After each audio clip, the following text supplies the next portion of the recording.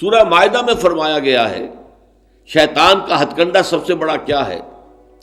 انما یرید الشیطان ان یوقع بینکم العداوۃ والبغضاء، شیطان کا سب سے بڑا حربہ یہ ہے کہ وہ تمہارے مابین دشمنی اور بغض پیدا کر دے. یہ شیطان کا سب سے بڑا حربہ ہے. انسانی اخوت ہے، برادری ہے، بہن بھائی ہیں، اب ان میں رخنے ڈالنا، شوہر اور بیوی کے درمیان جدائی کرانا. یہ آتا ہے ایک حدیث کے اندر بھی کہ ایک دفعہ شیطان جو ہے اس کے بہت سے کارندے اس کے ساتھ جمع تھے، ہر ایک اپنی کارگزاریاں بتا رہا تھا، میں یہ کر کے آیا ہوں، میں یہ کر کے آیا ہوں. تو ایک نے کہا میں شوہر اور بیوی کے درمیان ناچاقی پیدا کر کے آ گیا ہوں. تو شیطان نے اسے شاباش دی کہ تم نے سب سے اچھا کام کیا. اس کی وجہ یہ کہ اس سے پورا خاندانی نظام مختل ہو جائے، اور جہاں خاندانی نظام جو ہے وہ خراب ہو جائے تو پھر اس معاشرے کے تباہ اور برباد ہونے میں زیادہ دیر نہیں لگتی.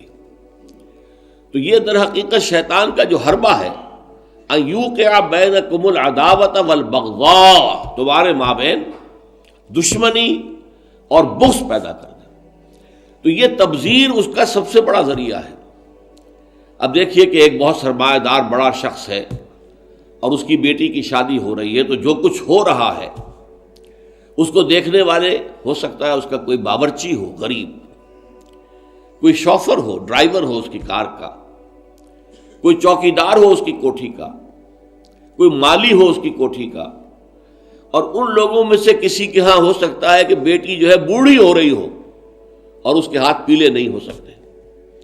جو معاشرے میں کم سے کم جو تقاضے پیدا کر دیے گئے ہیں شادی کے لیے وہ بھی پورے کرنے کے لیے اس کے پاس پیسہ نہیں ہے. اب یہ سارا جو وہ دیکھے گا ریل پیل دولت کی، اور جو یہاں پر دولت لٹائی جا رہی ہے، تو اس کا نتیجہ کیا ہوگا؟ اس کے دل میں شدید احساس محرومی پیدا ہوگا.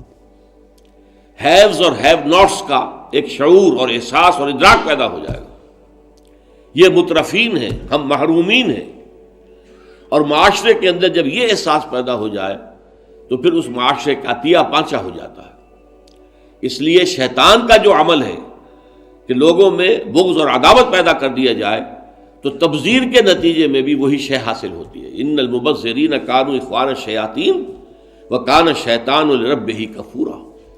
ہمیں تو یہاں تک حضور نے حکم دیا ہے کہ تم اگر اپنے بچوں کے لیے پھل لے کر آؤ تو یا تو پڑوس کے بھی بچوں کے لیے وہ پھل بھیجو ان کے گھر کے اندر، اور یہاں اگر تمہارے پاس اتنی ہی صرف مقدرت تھی کہ اپنے بچوں کے لیے کچھ لے آئے ہو، اس سے زیادہ کا امکان ہی نہیں تھا، تو یہ ضرور اہتمام کرو کہ ان کے چھلکے یا ان کی گٹھلیاں، آم آئے ہیں گھر میں تو آم کے چھلکے اور گٹھلیاں تو اپنے دروازے کے باہر نہ ڈالنا. تمہارے پڑوسی کے بچے دیکھیں گے کہ ان کے گھر میں آج آم آئے، انہوں نے آج آم کھائے اور ہمیں یہ میسر نہیں ہے.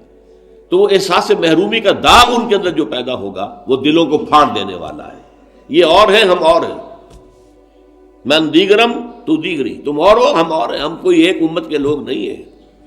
چاہے کتنے ہی واعظ آپ پلا دیں مسجد کے اندر کھڑے ہو کر انما المؤمنون اخوۃ، لیکن جب یہ شکل ان کے مشاہدے میں آتی ہے تو وہ کبھی ماننے کو تیار نہیں ہوتے کہ یہ گھر والا جو ہے یہ بھی میرا بھائی ہے.